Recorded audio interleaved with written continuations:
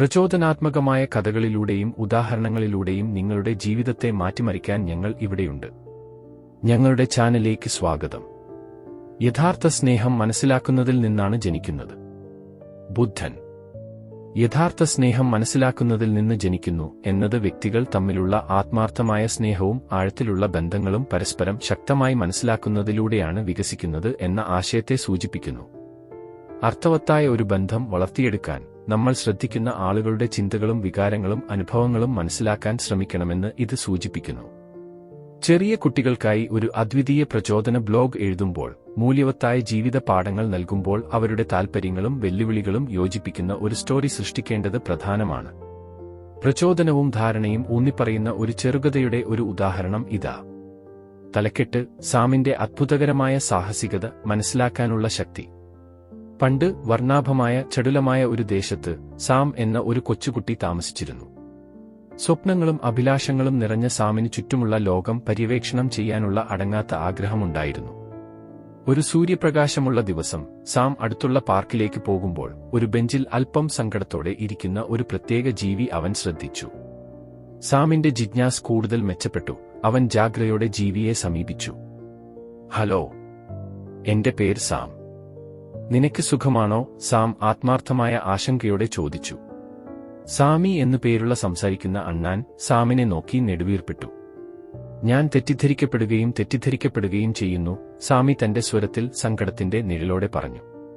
കൗതുകത്തോടെ സാം സാമിയുടെ അടുത്തിരുന്ന് ക്ഷമയോടെ അവന്റെ കഥ കേട്ടു.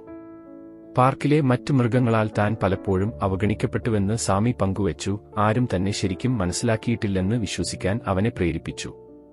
സഹായിക്കാൻ തീരുമാനിച്ച സാം സാമിയുടെ വികാരങ്ങളിൽ സഹാനുഭൂതി പ്രകടിപ്പിച്ചു. സമ്മിയുടെ വീക്ഷണം മനസ്സിലാക്കാൻ സമയമെടുത്താൽ തനിക്ക് ഒരു മാറ്റമുണ്ടാക്കാൻ കഴിയുമെന്ന് അദ്ദേഹം മനസ്സിലാക്കി.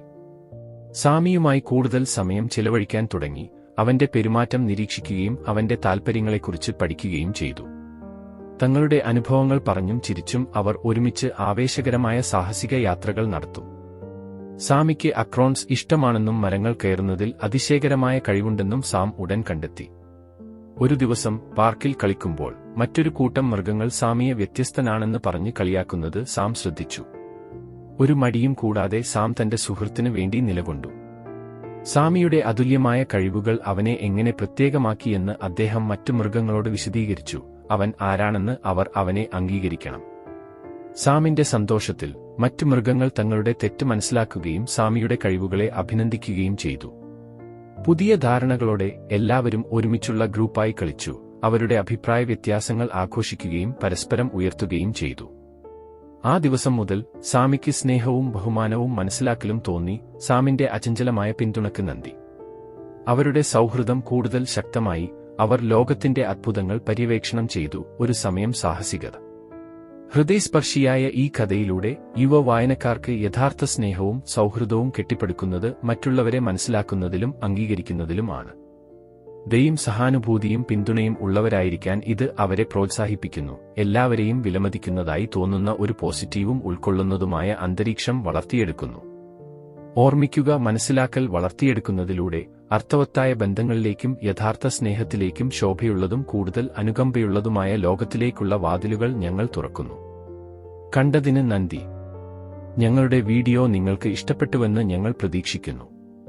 നിങ്ങളുടെ സുഹൃത്തുക്കളുമായും കുടുംബാംഗങ്ങളുമായും വീഡിയോ ലൈക്ക് ചെയ്യാനും അഭിപ്രായമിടാനും പങ്കിടാനും ഞങ്ങൾ അഭ്യർത്ഥിക്കുന്നു.